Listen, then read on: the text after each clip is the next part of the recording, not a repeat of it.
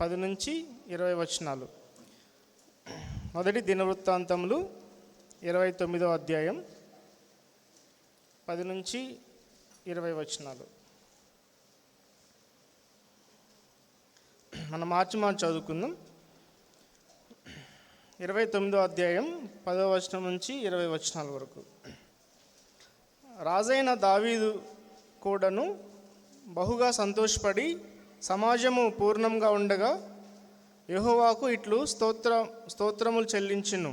మాకు తండ్రిగానున్న ఇజ్రాయేలీల దేవా యెహోవా, నిరంతరము నీవు స్తోత్రార్హుడవు.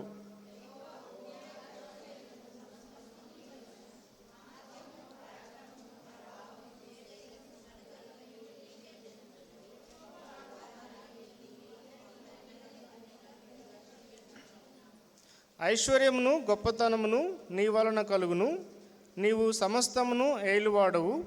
బలమును పరాక్రమమును నీ దానములు. హెచ్చించువాడవును, అందరికీ బలము ఇచ్చువాడవును నీవే.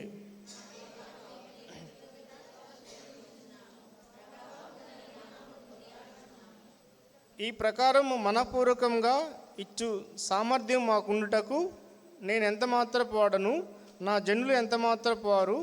సమస్తమును నీ వలనే కలిగను కదా, నీ సంపాద్యంలో కొంత మేము నీకు ఇచ్చి ఉన్నాము.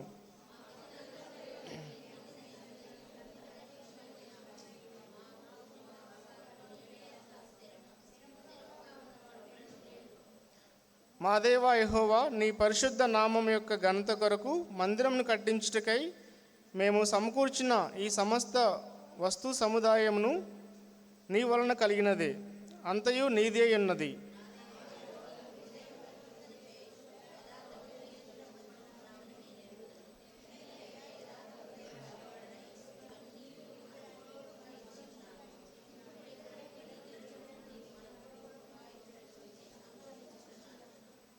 అబ్రహాము, ఇస్సాకు, ఇజ్రాయేలు అను మా పితరుల దేవా యెహోవా, నీ జనులు హృదయపూర్వకంగా సంకల్పించిన ఈ ఉద్దేశ్యమును నిత్యము కాపాడుము.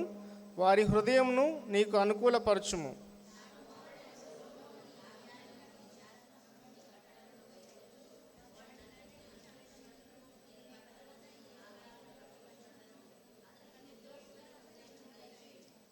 ఇలాగు పలికిన తర్వాత దావీదు, ఇప్పుడు మీ దేవుడైన యెహోవాను స్తుతించుడని సమాజం అందరితో చెప్పగా, వారందరూ తమ పితరుల దేవుడైన యెహోవాను స్తుతించి యెహోవా సన్నిధిని రాజు ముందరను తల వంచి నమస్కారం చేసిరి.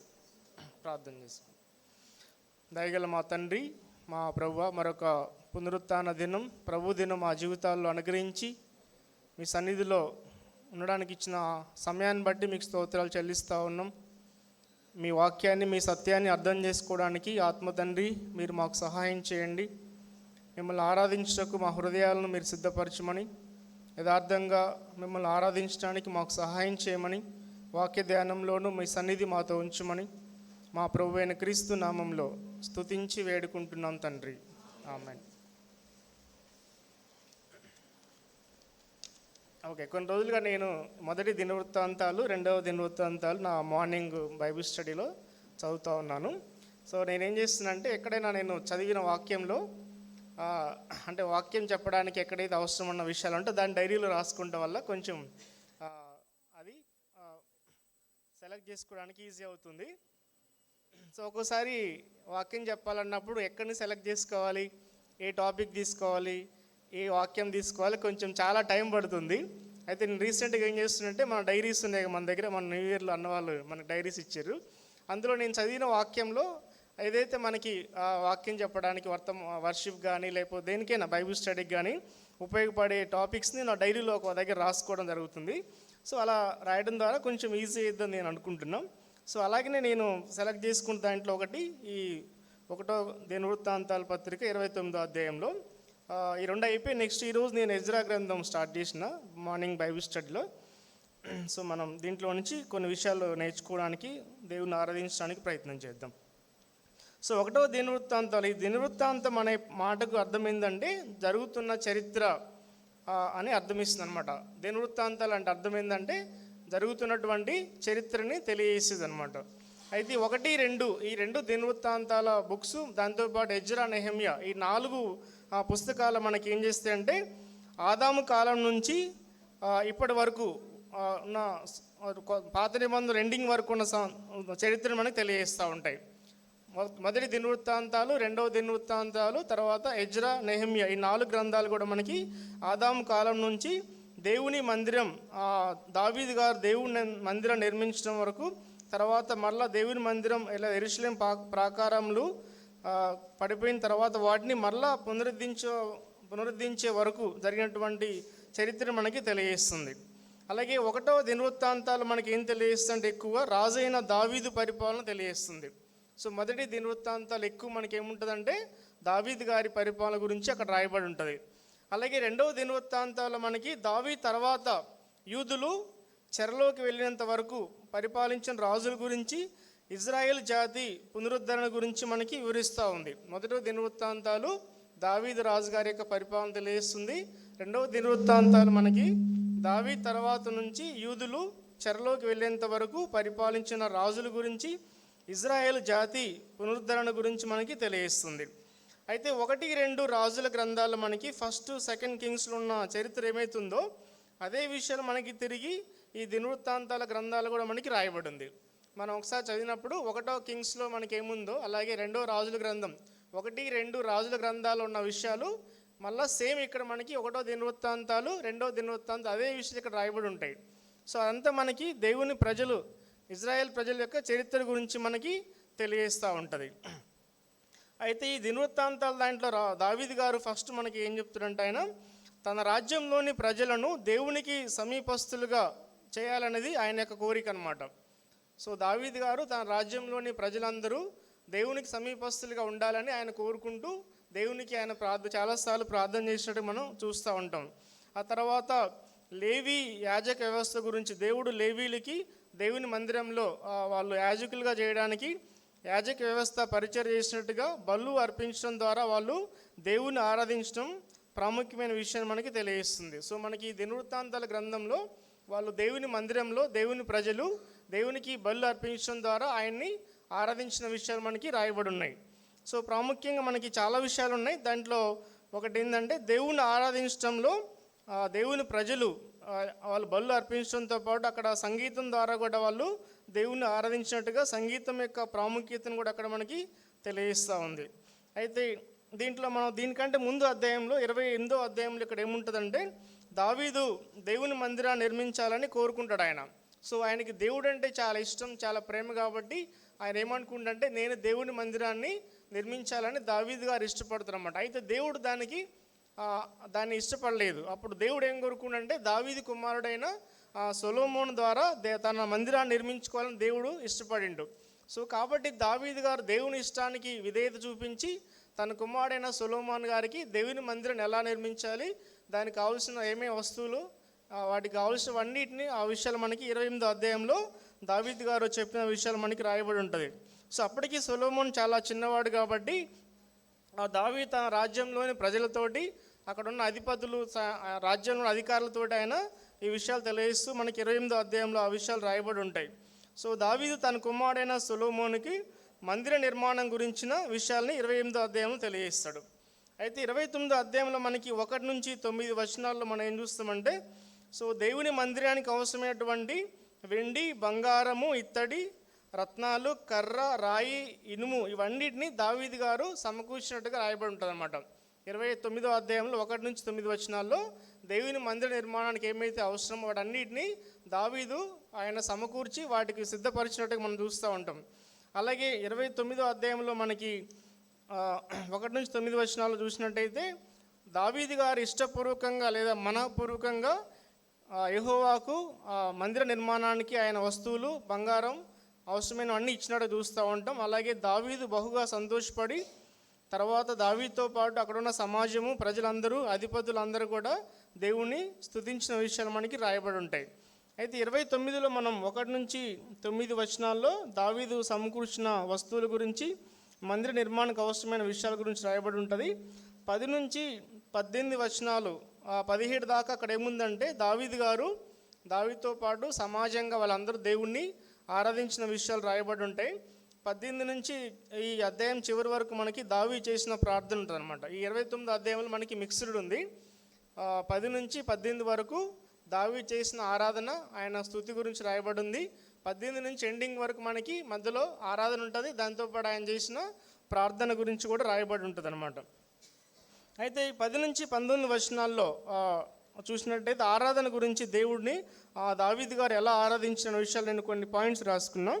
సో అవేం చూస్తున్నంటే, ఒకటోది ఏంటంటే మనకి 10వ వచనంలో మాకు తండ్రిగానున్న ఇశ్రాయేలీయుల దేవా యెహోవా అని దేవుడిని ఆయన స్తుతించినట్టుగా మనం చూస్తూ ఉంటాం. సో మొదటిగా 10వ వచనంలో మాకు తండ్రిగానున్న ఇశ్రాయేలీయుల దేవా యెహోవా అని దేవుణ్ణి స్తుతించినట్టుగా మనం చూస్తూ ఉంటాం.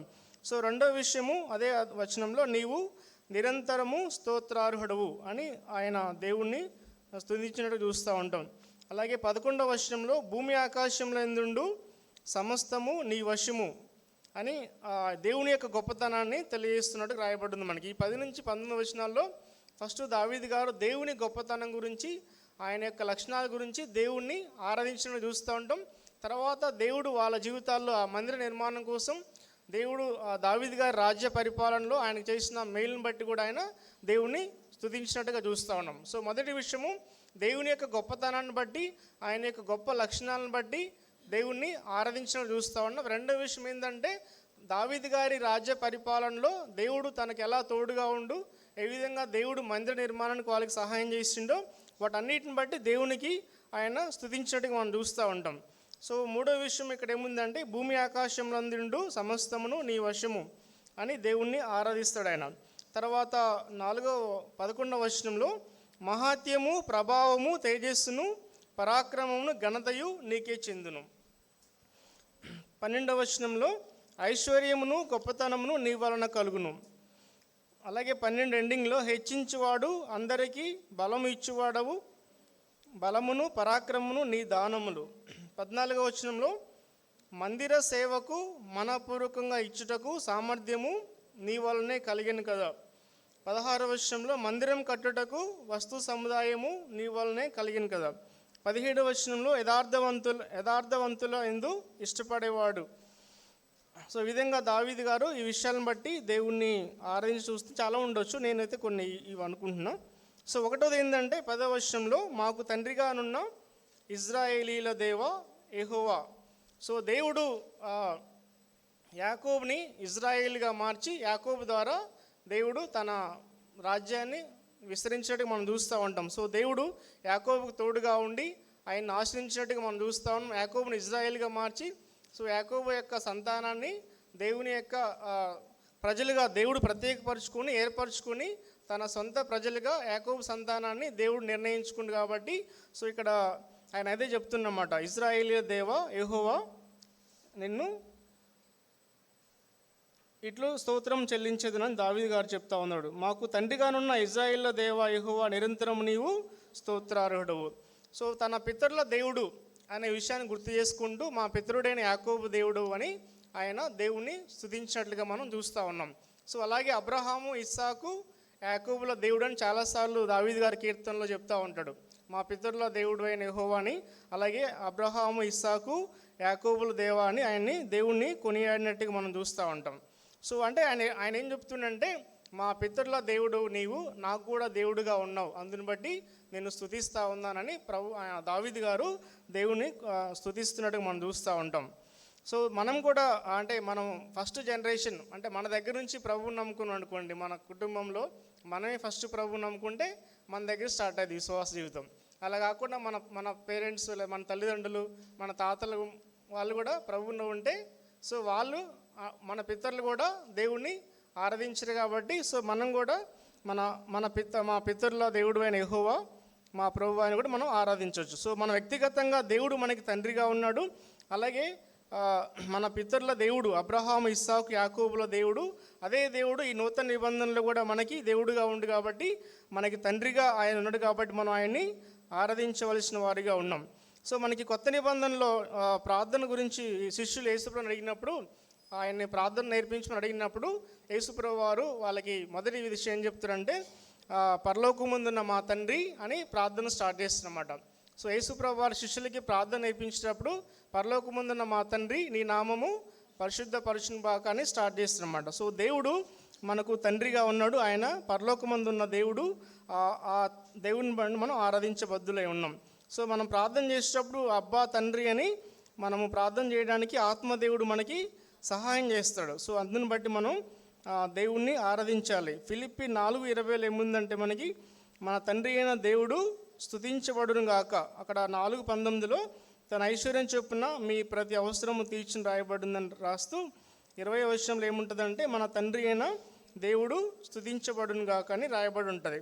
అలాగే పౌలు గారు చాలాసార్లు తన పత్రికల్లో స్టార్ట్ చేసేటప్పుడు తండ్రి అయిన దేవుని నుండి ప్రభు అయిన యేసుక్రీస్తు నుండి కృపయు సమాధానం మీకు కలుగును గాక అని రాస్తారన్నమాట. సో దేవుడు ఆది నుంచి ఉన్న ఎవరైతే ఆది నుంచి దేవుని అందు విశ్వాసం ఉంచారో అబ్రహాం నుంచి లేదా ఆదాము నుంచి వాళ్ళకి దేవుడుగా తండ్రిగా ఉన్నాడు. అలాగే ఈ నూతన నిబంధన కాలంలో మనం ఎవరైతే దేవుని విశ్వాసం ఉంచాం మనందరికీ కూడా దేవుడు మన పితరులతో పాటు మనకు కూడా దేవుడిగా ఉన్నాడు. సో ఆయన మనకి తండ్రిగా ఉండి అందుని బట్టి మనం దేవుణ్ణి స్తుతించబద్దులమై ఉన్నాం. సో రెండవ విషయం ఇక్కడ ఏంటంటే 10వ వచనంలో నీవు నిరంతరము స్తోత్రార్హుడవు. దేవుడు నిరంతరము ఆయన స్తుతికి అర్హుడు అనే విషయాన్ని దావీదుగా తెలియజేస్తూ ఉన్నాడు. సో నిరంతరం అంటే ఎల్లప్పుడూ లేదా ఎప్పుడు ఆయన దేవుడు స్తుతికి ఆరాధనకు ఆయన అర్హుడు అనే విషయాన్ని తెలియజేస్తూ ఉన్నాడు. సో దావీదు గారు ఇక్కడ ఏం చెప్తుందంటే నీవు నిరంతరము స్తోత్రార్హుడు అంటే దేవుడు ఎల్లప్పుడూ స్తుతికి అర్హుడు అనే విషయాన్ని తెలియజేస్తూ ఉన్నాడు. సో భూతకాలం, భవిష్యత్తు, వర్తమానం అంటే జరిగిన కాలంలో, ఇప్పుడు జరుగుతున్న కాలంలో, రాబోయే దినాల్లో కూడా దేవుడు స్తుతికి అర్హుడు అనే విషయాన్ని తెలియజేస్తాడు. సో భూత, వర్తమాన, భవిష్యత్ కాలాల్లో ఆయన స్తుతికి ఆరాధనకు అర్హుడు, పూజ అనే విషయాన్ని ఆయన తెలియజేస్తూ ఉన్నాడు. సో ఆది నుండి ఆయన స్తుతించబడతా ఉన్నాడు. సో దేవుడు ఆదామును తయారు చేసిన దగ్గర నుంచి అక్కడున్న స్టార్టింగ్ జనరేషన్ మొదటి వ్యక్తి దగ్గర నుంచి కూడా దేవుణ్ణి ఆరాధిస్తున్నట్టు మనం చూస్తూ ఉన్నాం. ఆ తర్వాత అబ్రహాం నుంచి తన సంతానం కూడా అందరూ చాలామంది దేవుని విశ్వాసం ఉంచి దేవుణ్ణి ఆరాధించినట్టుగా మనం చూస్తూ ఉన్నాం. సో తర్వాత పరలోకంలో దేవుడు నిత్యము దేవదూతల చేత స్తుతించబడుతూ ఉన్నాడు. ఈ నూతన నిబంధనలో మనం రక్షణ పొందిన విశ్వాసులంగా సార్వత్రిక సంఘంలో చేర్చబడిన విశ్వాసులు మనందరం కూడా మనం ఆయన్ని స్తుతించే అవకాశాన్ని దేవుడు మనకి ఇచ్చిండు. సో ఇప్పుడు యూనివర్సల్ చర్చ్లో సార్వత్రిక సంఘంలో రక్షించబడి సంఘంలో చేర్చబడిన ప్రతి విశ్వాసి నిరంతరము లేదా వాళ్ళ యొక్క జీవిత కాలం దేవుణ్ణి స్తుతించే వారిగా దేవుడు ఆయన వాళ్ళ యొక్క స్తుతికి దేవుడు అర్హుడు అనే విషయం మనం తెలియజేస్తూ ఉంది. సో రక్షణ పొందిన రోజు నుంచి మన జీవితం యొక్క అంతం వరకు ప్రతి విశ్వాసి కూడా దేవుని స్తుతించవచ్చు. మనం ఇప్పుడైతే కొత్త నిబంధనలు అయితే మనం 24/7 ఎప్పుడైనా మనం దేవుణ్ణి ఆరాధించవచ్చు. సో మనకి ఓల్డ్ టెస్టిమెంట్లో అయితే మనం దేవుని మందిరానికి వెళ్ళి ఒక టైంలో ఆ మందిరంలో దేవుని ఆరాధించడం, వాళ్ళు దేవునికి బలి అర్పించడం చేసేవాళ్ళు. అయితే ఈ నూతన నిబంధనలో దేవుడు మనకి ఇచ్చిన గొప్ప ఆధిక్యత ఏంటంటే మనం ఎప్పుడైనా మనకు అనుకూలమైన టైంలో మనకి ఇష్టమైన టైంలో 24/7 365 డేస్లో మన దేవుణ్ణి ఆరాధించవచ్చు. సో మనకి ఆ విషయాలను బట్టి మనం దేవుణ్ణి స్తుతిద్దాం. ఆయన నిరంతరము స్తోత్రార్హుడు. తర్వాత 11వ వచనంలో భూమి ఆకాశంలో ఎందుండు సమస్తము నీ వశము. సో దేవుని యొక్క గొప్పతనాన్ని బట్టి ఆయన దావీదు గారు దేవుణ్ణి ఆరాధించినట్టుగా మనం చూస్తూ ఉన్నాం. భూమి ఆకాశంలో ఎందుండు సమస్తము నీ వశము. ఇక్కడ వశం అనే పదానికి ఇంగ్లీష్లో ఏముందంటే కంట్రోల్ అని ఉందన్నమాట. సో దేవుడు భూమి, ఆకాశం వాటన్నిటిని ఆయన అధికారంలో, ఆయన కంట్రోల్లో ఉంచుకునే దేవుడు అనే విషయం మనం గుర్తు చేసుకోవాలి. సో అంటే ఆయన సార్వభౌముడైన దేవుడు. సో ప్రపంచంలో అన్నిటిపైన దేవునికి సార్వభౌమ అధికారం ఉంది. సో దేవుడు ఆయన సావరిన్ గాడ్ అనే విషయాన్ని బట్టి మనం ఆయన ఆరాధించబద్దులమే ఉన్నాం. సో మన జీవితాల పట్ల కూడా దేవునికి సార్వభౌమ అధికారం ఉంటుంది. సో మన జీవితాల్లో ఆయనకి ఇష్టమైన టైంలో మనకు కావాల్సినవి ఆయన ఇష్టమైన టైంలో ఇస్తారు మనకి. మనం చాలాసార్లు ప్రార్థన చేస్తున్నప్పుడు కొన్నిసార్లు లేట్ అవుతున్నప్పుడు మనం చాలా భయపడుతూ ఉంటాం. ఒక విషయం మనకి ఏదైనా విషయం ప్రార్థన చేసినాం అనుకోండి, ఫర్ ఎగ్జాంపుల్ స్టూడెంట్స్ జాబ్ కోసం ప్రార్థన చేస్తారు అనుకోండి, అది లేట్ అవుతున్న కొద్దీ కొంచెం భయం అవుతూ ఉంటుంది. ఓకే, అయినా దేవుడు ఆయన టైంలో మనకి ఇచ్చేవాడిగా ఉండు. సో కొంతమంది వివాహం కోసం ప్రార్థన చేసినప్పుడు కొన్నిసార్లు సంవత్సరాల తరబడి లేట్ అవుతూ ఉంటుంది. సో అంటే దేవుడు ఆయన టైంలో మనకి అనుగ్రహించే దేవుడు. అన్నీ దాన్ని బట్టి మనం ఆయన యొక్క సార్వభౌమ అధికారాన్ని బట్టి మనం దేవుణ్ణి ఆరాధించబద్దులమై ఉన్నాం. సో కీర్తనల గ్రంథం 89:11 ఒకసారి చూస్తారా? కీర్తనలు 89:11 ఆకాశం నీదే, భూమి నీదే, లోకము దాని పరిపూర్ణత నీదే. సో ఆకాశము, భూమి, లోకము, దానిలో ఉన్న సమస్తం కూడా నీవే అనే విషయాన్ని దావీదు గారు వాటిని బట్టి దేవుణ్ణి ఆరాధిస్తున్నట్టుగా మనం చూస్తూ ఉన్నాం. 89:11 ఆకాశం నీదే, భూమి నీదే, లోకము దాని పరిపూర్ణత నీవే. అదే అధ్యాయంలో 9వ వచనంలో 89:9 వచనం.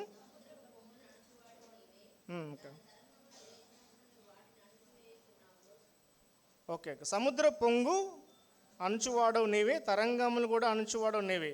సో సముద్రం అనేది బాగా తుఫాన్ వచ్చినప్పుడు, పొంగుతున్నప్పుడు దాని యొక్క అలలు తరంగాలు లేస్తూ ఉంటే మనం చాలా భయపడుతూ ఉంటాం. సో వాటన్నిటినీ దేవుడు తన ఆధీనంలో, తన కంట్రోల్లో జరిగించే దేవుడు. సో మనం చాలాసార్లు ఎక్కువ వర్షం వచ్చినా భయపడతాం, వర్షం అస్సలు రాకుండా కరువు వచ్చినా భయపడతాం, చలి ఎక్కువ ఉన్నా భయపడతాం, చలి అస్సలు లేకుండా భయపడతాం. ఇప్పుడైతే లాస్ట్ వీక్ నుంచి ఈ ఎండలు తట్టుకోలేక జనాలు అందరూ వణికిపోతూ ఉన్నారు. ఓకేనా? సో చాలా ఎక్కువ వేడి ఉంది. గవర్నమెంట్ కూడా, తెలంగాణ ప్రభుత్వం చెప్తా ఉంది, చాలా జాగ్రత్తగా ఉండండి, మార్నింగ్ 10 నుంచి 4 వరకు బయట తిరగకండి, కొన్ని జాగ్రత్తలు పాటించని చెప్తా ఉన్నారు. సో అయితే దేవుడు తన సార్వభౌమ అధికారం చొప్పున ఆయన మనకి ఋతువులు, కాలాలు దేవుడి కంట్రోల్లో జరుగుతూ ఉన్నాయి. మొన్న ఈవినింగ్ ఒక థ్యాంక్స్ గివింగ్ మీటింగ్ అయింది, ఫేర్వెల్ పార్టీ అయింది. దానికి వెళ్తే ఒక తమ్ముడు ఈవినింగ్ 8 o'clock అప్పుడు, రాత్రి 8 o'clock అప్పుడు డిన్నర్ చేస్తా అన్న, చాలా వేడిగా ఉందన్న అంటుండు. అక్కడ ఇంకొక 85 years ఆంటీ ఒక ఉంది. తమ్ముడు ఆంటీని చూడు ఒకసారి, ఆంటీకి 85 years, ఆమె అంత హ్యాపీగా కనబడుతుంది. నువ్వు యంగ్ అండ్ డైనమిక్ ఉన్నావు, 35 years నీకు ఓన్లీ, నీకే తట్టుకోలేకపోతే ఎట్లా తమ్మి అని చెప్పినట్టు. సో అంటే దేవుడు తన సార్వభౌమ అధికారం చొప్పున ఆయన ఋతువులు, కాలాలు ఆయన ఆధీనంలో అనుగ్రహించేవాడు. సో దేవుడు ఇచ్చిన దాన్ని బట్టి మనం దేవుని ఘనపరిచి ఆయనకి మనం ఒప్పుకోవాల్సిన దానికి మనం దాన్ని డిఫీట్ చేయడానికి ఛాన్స్ లేదు. ఓకే, రాజ్యాలు, అధికారాలు, కాలాలు, ఋతువులు ఆయన వశం. ఇక్కడ ఈ వాక్యం మనకి ఏం చెప్తుందంటే దేవుని యొక్క సార్వభౌమత్వాన్ని తెలియజేస్తుంది మనకి. తర్వాత 11వ వచనంలో చివరిలో మహాత్యము, ప్రభావము, తేజస్సును, పరాక్రమమును, ఘనతయు నీకే చెందును. సో దావీదు గారు ఈ 11వ వచనంలో దేవుని యొక్క గొప్పతనాన్ని, ఆయన యొక్క గుణలక్షణాలను తెలియజేస్తూ దేవుని ఆరాధించడానికి మనం చూస్తూ ఉన్నాం. సో ఇక్కడ 5 విషయాలు ఉన్న దీంట్లో మహాత్యము, ప్రభావము, తేజస్సు, పరాక్రమము, ఘనత అనే విషయాలు తెలియజేస్తూ ఉన్నాడు. సో దేవుని యొక్క ఔన్నత్యాన్ని బట్టి మనం ఆయన్ని స్తుతించే వారిగా ఉండాలి. సో ప్రకటన గ్రంథం 5వ అధ్యాయంలో 12-13 చదువుతారు. ప్రకటన 5:12-13 చదువు. వధించబడిన గొర్రెపిల్ల శక్తియు, ఐశ్వర్యమును, జ్ఞానమును, బలమును, ఘనతయు, మహిమయు, స్తోత్రము పొంద అర్హుడు గొప్ప స్వరముతో చెప్పాను. సో పరలోకంలో దేవదూతలు, కోట్ల కొలది దేవదూతలు దేవుని ఎల్లప్పుడూ నిత్యము ఆయన్ని ఆరాధిస్తూ ఉన్నారు. సో ఆయన యొక్క గొప్పతనాన్ని బట్టి ఆయన గొర్రెపిల్ల శక్తియు, ఐశ్వర్యమును, జ్ఞానమును, బలమును, ఘనతయు, మహిమయు స్తోత్రం పొంద అర్హుడు అని ఆయన్ని ఎల్లప్పుడూ గొప్ప స్వరంతో దేవుణ్ణి ఆరాధిస్తున్నట్టుగా మనం చూస్తూ ఉన్నాం. సో భూమి మీద, ఆకాశమందు, భూమి కింద కూడా దేవుడు ఎల్లప్పుడూ ఆరాధనకు అర్హుడు, ఆయన ఆరాధనకు యోగ్యుడు అనే విషయం మనకి తెలియజేస్తూ ఉంది. ఇక్కడ మహాత్యం అంటే ఇంగ్లీష్లో ఇక్కడ ఏముందంటే గ్లోరీ అని ఉంది, లేదా గ్రేట్నెస్, మ్యాజెస్టీ అని ఉంది. మహాత్యం అంటే గ్లోరీ లేదా గ్రేట్నెస్ లేదా మ్యాజెస్టీ. తర్వాత ప్రభావం అంటే ఇన్ఫ్లుయెన్స్ లేదా ఎఫెక్ట్ అని అర్థం. తేజస్ అంటే రేడియన్స్ ఇంగ్లీష్లో, అంటే దేవుడు సమీపింపరాని తేజస్సులో వసించేవాడు, లేకపోతే దేవుడు అత్యంత పరిశుద్ధుడు, ఆయన సమీపించడానికి మన యొక్క పరిశుద్ధత సరిపోదనే విషయాన్ని అక్కడ రాయబడి ఉంది. తర్వాత పరాక్రమం అంటే జనరల్గా ఇది మనకి యుద్ధాల్లో వాడే పదం. ఇది పరాక్రమం అంటే ఫిజికల్ స్ట్రెంగ్త్, భౌతికమైన బలాన్ని గురించి తెలియజేస్తుంది. అందుకని దావీదు గారు ఆయన రాజు కాబట్టి యుద్ధాల్లో దేవుడు ఆయనకి ధైర్యము, తర్వాత ఎనర్జీ ఇవ్వడానికి కోసం ఆయన ఆ పదాన్ని వాడి మనం చూస్తూ ఉన్నాం. ఇక్కడ ఇంగ్లీష్లో ఇక్కడ ఏముందంటే ఫిజికల్ స్ట్రెంగ్త్ ఉంది. ఇంకొక పదం ఏముందంటే మార్క్డ్ కరేజ్ ఇన్ బ్యాటిల్ అని ఉందన్నమాట. సో దావీదు గారు యుద్ధం చేసేటప్పుడు దేవుడు ఆయనకి ధైర్యం ఇచ్చి ఆయనకి పరాక్రమం ఇచ్చింది కాబట్టి దాన్ని గుర్తు చేసుకుంటూ ఆయన్ని ఆరాధించినట్టుగా మనం చూస్తూ ఉన్నాం. సో దేవుడు మహాత్యం గలవాడు ఆయన, తర్వాత ఆయన ప్రభావం గలవాడు, ఆయన తేజస్సు గలవాడు, తర్వాత ఆయన పరాక్రమం గలవాడు. ఈ గొప్ప లక్షణాలను బట్టి దావీదు గారు దేవుడిని ఆరాధిస్తున్నట్టు మనం చూస్తూ ఉన్నాం. సో మహాత్యం అంటే గ్లోరీ, ఆయనకి మాత్రమే, దేవునికి మాత్రమే ఘనత మహిమ చెందాలి. సో మన జీవితాల్లోనూ తర్వాత ప్రపంచంలో జరిగే ప్రతి విషయాన్ని బట్టి కూడా దేవుని మహిమ పొందుతుంది. కాబట్టి ఆయన యొక్క మహాత్యాన్ని బట్టి మనం ఆయన్ని కొనియాడాలి. సో ప్రభావం అంటే ఇన్ఫ్లుయెన్స్ అని ఉంది, ఇంగ్లీష్లో ఎఫెక్ట్ అని ఉంది. సో అయితే ఓల్డ్ టెస్టిమెంట్లో దేవుడు చాలాసార్లు తన ప్రజలకు తోడుగా ఉండి చాలా అద్భుతమైన కార్యాలు చేసినప్పుడు అన్ని రాజులు కూడా దేవుని యొక్క ప్రభావాన్ని, ఆయన గొప్పతనాన్ని గుర్తించడానికి మనం చూస్తూ ఉంటాం. సో దేవుడు ఎర్ర సముద్రాన్ని 2 పాయలుగా చేసి ఇశ్రాయేల్ ప్రజల్ని ఎర్ర సముద్రం నుంచి బయటికి నడిపించిన తర్వాత అక్కడ రాజులు అన్ని జనుల రాజులు కూడా దేవుని గొప్పతనాన్ని గుర్తించి ఆయనే దేవుడు అని పొగినట్టుగా మనం చూస్తూ ఉన్నాం. ఓకేనా. సో దానియేలు తన స్నేహితులను కూడా వాళ్ళని సింహాల బోన్లో వేసినప్పుడు దేవుడు వాళ్ళని కాపాడిన విధానం చూసినప్పుడు, లేకపోతే అగ్నిగుండంలోంచి దేవుడు వాళ్ళని కాపాడినప్పుడు ఆయన యొక్క ప్రభావాన్ని, ఆయన యొక్క శక్తిని అక్కడ ఉన్నటువంటి అన్యజనులు కూడా, అన్ని రాజులు కూడా గుర్తించి దేవుని కొనియాడినట్టుగా ఆయన్ని పూజించినట్టుగా మనం చూస్తూ ఉంటాం. సో మన న్యూ టెస్టిమెంట్లో చూస్తే మనకి దేవుని యొక్క యేసు ప్రభు వారి యొక్క బోధలు ఆయన బోధించినప్పుడు చాలా ఆశ్చర్యకరంగా వాళ్ళకి చాలా విధంగా అర్థమయ్యేటట్లుగా బోధించేవాడు. సో యేసు ప్రభు యొక్క బోధ, ఆయన మాటలు విని చాలామంది యేసు ప్రభు వారిని వెంబడించారు. సో అంటే ఆయన ఇన్ఫ్లుయెన్స్ చేసినమాట ఆ రోజుల్లో. కొత్త నిబంధనలో యేసు ప్రభు మాటలు, ఆయన యొక్క ప్రేమ, ఆయన యొక్క దయను చూసినప్పుడు జనాలు ఆయన దగ్గరికి వచ్చి ఆయన వెంబడించినట్టుగా మనం చూస్తూ ఉంటాం. సో తేజస్సు అంటే దేవుడు సమీపింపరాని తేజస్సులో వసించేవాడు, అత్యంత పరిశుద్ధుడైన దేవుడు. దాన్ని బట్టి మనం ఆయన్ని ఆరాధించాలి. 12వ వచనంలో ఐశ్వర్యమును గొప్పతనమును నీ వలన కలుగును, సమస్తమును ఏలినవాడు. సో ఇక్కడ దావీదు గారు ఇక్కడ ఏం చెప్తున్నంటే, ఆయన దేవుని మందిరాన్ని నిర్మించడానికి దేవుడు ఆయనకు కావలసినవన్నీ ఇచ్చిండు కాబట్టి దాన్ని బట్టి ఐశ్వర్యాన్ని గొప్పతనాన్ని నీవే ఇచ్చినవన్నీ దేవుడిని కొనియాడుతున్నట్టు మనం చూస్తూ ఉన్నాం. సో దావీదుకి దేవుడు తోడుగా ఉండి ఆ 40 సంవత్సరాలు ఆయన రాజుగా దేవుని ప్రజల్ని నడిపించడానికి, పాలించడానికి దేవుడు ఆయనకి జ్ఞానము, ఆయనకు కావలసిన ఐశ్వర్యము, ఆయనకు కావలసిన అవన్నీ సమకూర్చిన దాన్ని బట్టి దేవుణ్ణి ఆయన ఆరాధించుతున్నట్టు మనం చూస్తూ ఉన్నాం. సో దావీదు యుద్ధం చేసినప్పుడు యుద్ధంలో ఆయన విజయం సాధించిన తర్వాత వాళ్ళ శత్రు దేశంలోని అక్కడున్న బంగారము, వెండి, అక్కడున్న వస్తువులు అవన్నీ కూడా వీళ్ళ రాజ్యంలోకి తీసుకొచ్చేవాళ్ళు. సో ఆ విధంగా దావీదు గారు యుద్ధంలో విజయం సాధించడం ద్వారా ఆయన ఎక్కువ బంగారాన్ని, వెండిని, ఇత్తడి, ఇనుము అవన్నీ సంపాదించడానికి మనం చూస్తూ ఉన్నాం. అందుకే ఆయన ఏం చెప్తుందంటే, నా దగ్గర ఉన్న ఈ ఆస్తి మొత్తము, ఈ బంగారం మొత్తం, ఇవన్నీ కూడా మీవి ఇచ్చినవని దేవుణ్ణి స్తుతిస్తున్నట్టు మనం చూస్తూ ఉన్నాం. సో నేను మీ మందిర నిర్మాణం కోసం ఇవన్నీ ఇస్తున్నా అంటే అది నాది కాదు, మీరు ఇచ్చినే ప్రభువా అని దేవుని యొక్క గొప్పతనాన్ని బట్టి ఆయన్ని స్తుతిస్తున్నట్టు మనం చూస్తూ ఉన్నాం. సో యుద్ధంలో సంపాదించినవి, తర్వాత దాంతోపాటు ఆయన యొక్క పరిపాలనలో ఆయనకి మంచి పేరు వచ్చింది. సో దావీదు గారు మంచి రాజు, ఆయన చాలా చక్కగా పరిపాలన చేసిండు.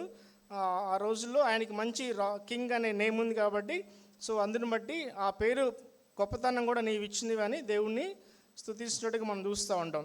సో 2వ దినవృత్తాంతాల గ్రంథం 1వ అధ్యాయంలో 11-12 మనం చూసినప్పుడు సొలొమోనుకు కూడా దేవుడు జ్ఞానం ఇస్తాడు. 2 క్రానికల్స్లో 2వ దినవృత్తాంతాలు 1వ అధ్యాయంలో 11-12 వర్సెస్లో ఇక్కడ సొలొమోను గారు దేవుడికి ప్రార్థన చేసినప్పుడు, దేవుడు నీకు ఏం కావాలో అడిగినప్పుడు ఆయన ఈ రాజ్యాన్ని పాలించడానికి నాకు జ్ఞానం ఇవ్వమని సొలొమోను ప్రార్థన చేసినప్పుడు దేవుడు ఆయనకి జ్ఞానమును, తెలివియు, ఐశ్వర్యము, సొమ్ము, ఘనత ఇచ్చిండు. అక్కడ సార్ చదువుతారు కదా.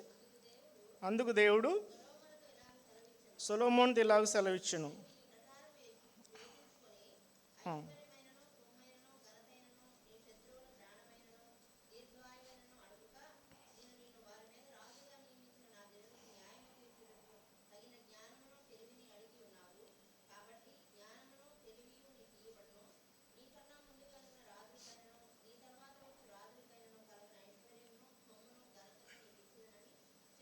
ఓకే. సో దేవుడు సొలొమోను గారు ప్రార్థన చేసినప్పుడు దేవుడు నీకు ఏం కావాలని అడిగినప్పుడు ఆయన ఐశ్వర్యం అడగకుండా జ్ఞానం అడిగిండు. ఈ ప్రజల్ని పరిపాలించడానికి నాకు కావలసిన జ్ఞానం ఇవ్వండి అడిగినప్పుడు దేవుడు జ్ఞానము, ఐశ్వర్యంతో పాటు ఇంకా ఆయనకి కావాల్సిన అన్ని కూడా సమకూర్చేట్టుగా మనం చూస్తూ ఉన్నాం.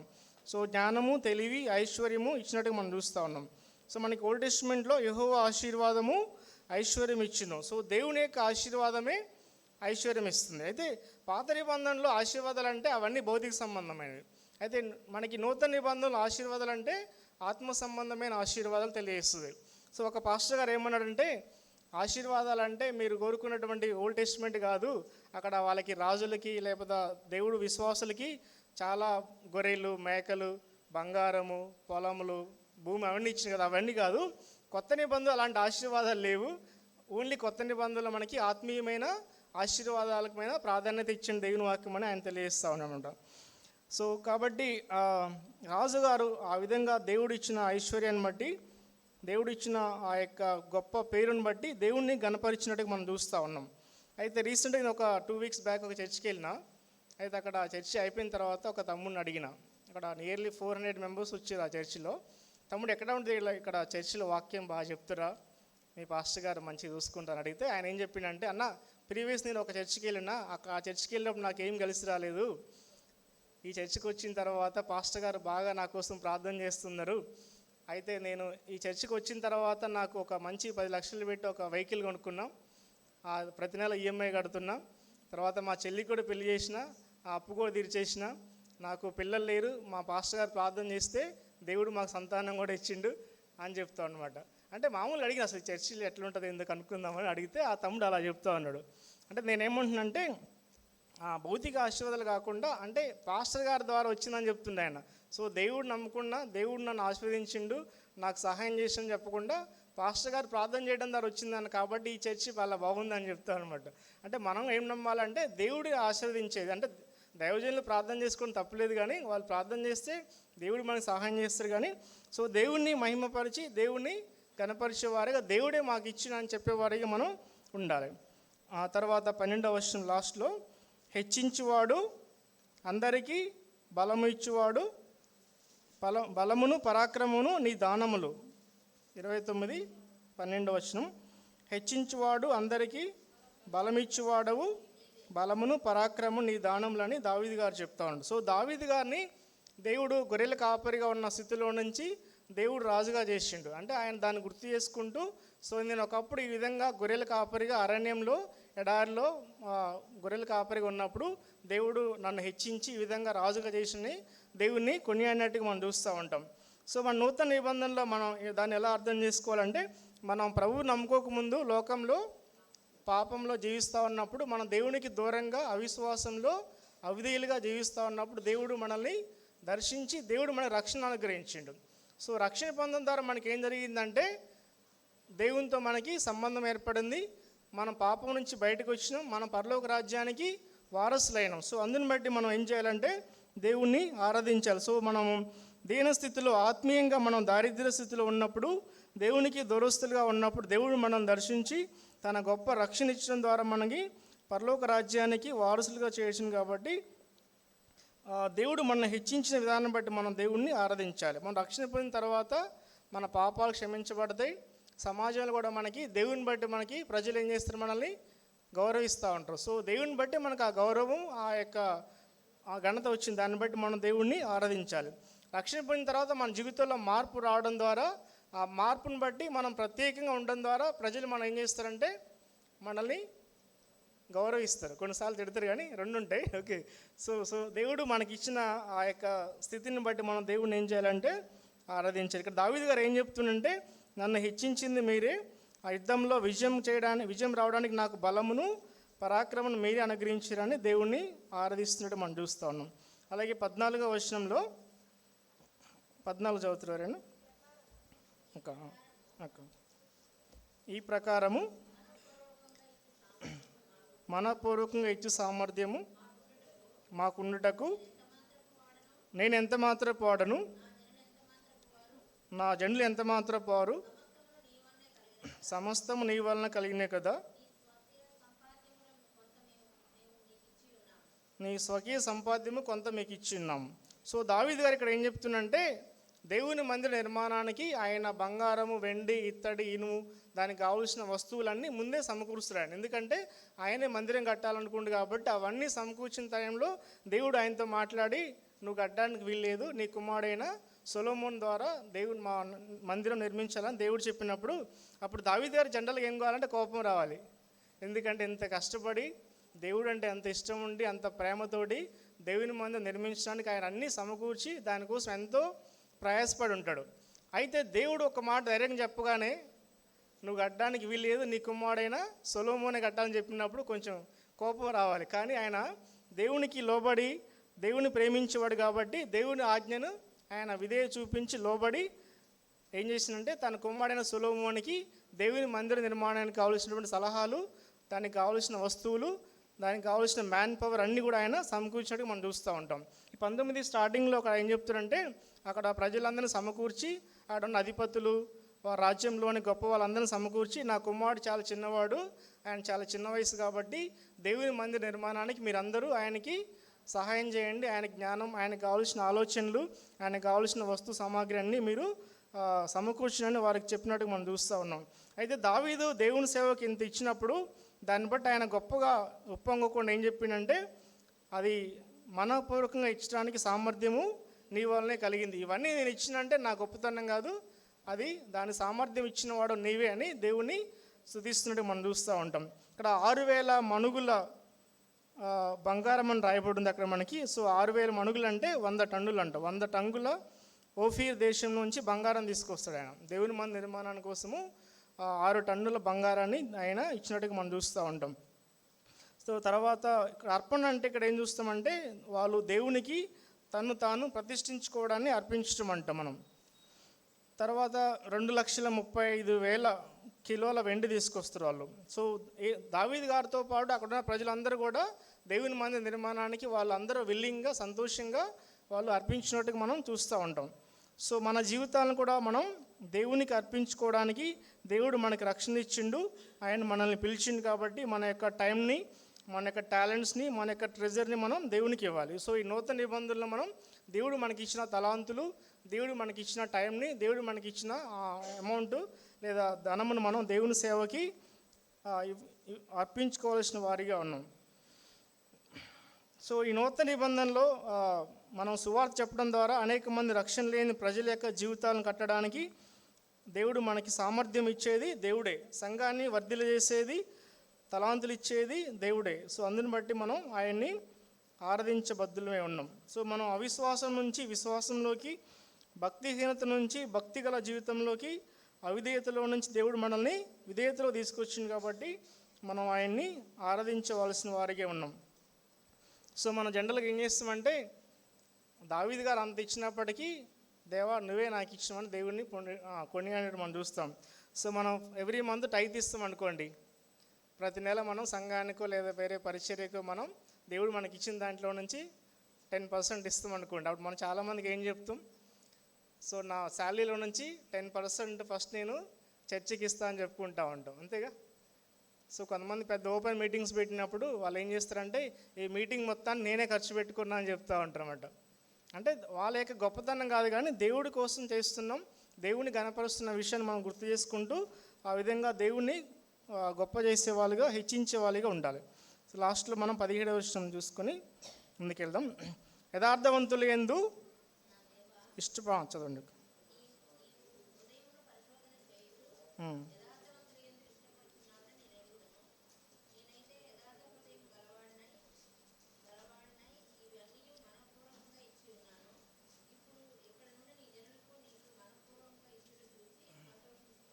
ఓకే, దావీదు గారు యథార్థంగా నేను మీ సేవకు యథార్థంగా ఇస్తున్నా మందిర నిర్మాణానికని దేవుణ్ణి చెప్తున్నట్టుగా మనం చూస్తూ ఉన్నాం. సో మనం కూడా దేవుణ్ణి ఆరాధించేటప్పుడు యథార్థంగా మనం ఆయన్ని ఆరాధించే వాళ్ళుగా ఉండాలి. దేవుడు మనకిచ్చిన ఆ యొక్క గొప్పతనాన్ని, ఆ యొక్క ఆధిక్యతను బట్టి, మనకిచ్చిన తలాంతులను బట్టి మనం దేవుణ్ణి ఆరాధించాలి, మనం స్తుతించాలి. సో యథార్థంగా, ఇష్టపూర్వకంగా, సత్యముతో మనం ఆయన్ని స్తుతించే వారిగా ఉండాలి. సో మన యొక్క స్తుతి, మన యొక్క ప్రార్థన, మన విశ్వాసం, మన సహవాసం ఇవన్నిట్లో ఏముండాలంటే యథార్థత ఉండాలి. సో మనం దేవుని స్తుతించినా, మన దేవునికి ప్రార్థన చేసినా, మన వాక్యాన్ని బోధించిన, మన విశ్వాస జీవితంలో గొప్ప విశ్వాసులుగా ఉన్న, మన సహవాసంలో మన మంచి సహవాసాన్ని కలిగి ఉన్న మనం ఎలా ఉండాలంటే యథార్థంగా ఉండాలి. సో చాలాసార్లు వాక్యం చెప్పే వాళ్ళని కొంతమంది చూస్తే ఏమైందంటే వాళ్ళు జనరల్గా మాట్లాడే వాళ్ళ వాయిస్ ఒక విధంగా ఉంటుంది, వాక్యం చెప్పేట్టు వాళ్ళ వాయిస్ మారిద్ది అనమాట. అర్థమైందా? స్టేజ్ ఎక్కిన తర్వాత వాయిస్ అనేది చేంజ్ అవుతూ ఉంటుంది. సో ఇంట్లో ప్రార్థన చేస్తే వాయిస్ ఒక రకంగా ఉంటుంది, జనాల ముందు ప్రార్థన చేస్తే అది మారిపోద్ది. ఇంట్లో దేవుని స్తుతిస్తే జనరల్ వాయిస్ ఉంటుంది, జనాల ముందు స్తుతిస్తే సో అంటే అలా కాకుండా ఎక్కడైనా సేమ్ చేసి దాన్ని ఏమంటుంటే యథార్థం అంట. సో దావీదుగా అదే చెప్తున్నమాట. సో మనం దేవుణ్ణి ఆరాధించేటప్పుడు యథార్థంగా మనం వ్యక్తిగతంగా ఎట్లయితే ఆరాధన చేస్తామో ప్రజలు ఎదురు అట్లాగే చేయాలి. సేమ్ మనం వ్యక్తిగతంగా ఎట్లయితే ప్రార్థన చేస్తామో జనాల ముందు కూడా సమాజాన్ని కూడా అట్లనే ప్రార్థన చేయాలి. అలాగే వాక్యం చెప్పాలన్నమాట. సో లాస్ట్లో ఒక విషయం చూస్తే మనం ముందుకు వెళ్దాం. 20వ వచనం చదువుతారా ఇంకా?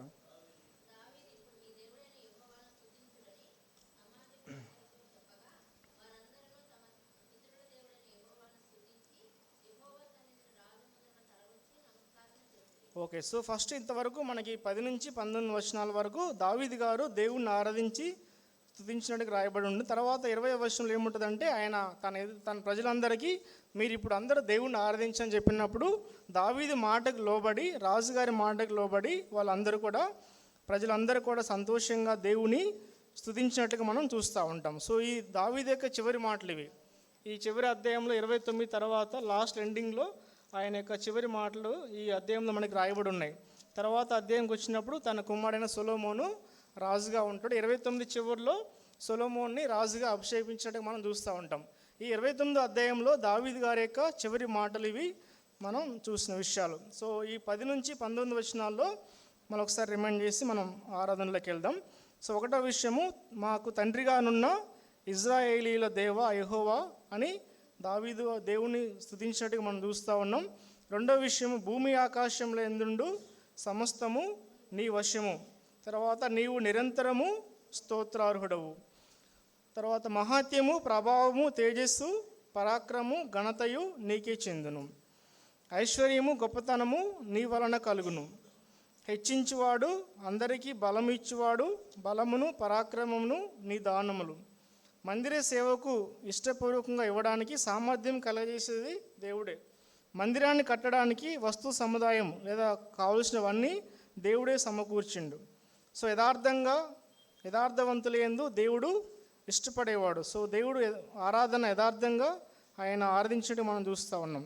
సో దావీదు తన ప్రజలందరూ కూడా, అక్కడున్న అధికారులందరూ కూడా సంతోషంగా దేవుణ్ణి స్తుతించి ఆరాధించినట్టుగా మనం చూస్తూ ఉన్నాం. ఈ వాక్యాన్ని, ఈ మాటలు మనం మనసులో పెట్టుకుని ఆరాధనలోకి వెళ్దాం.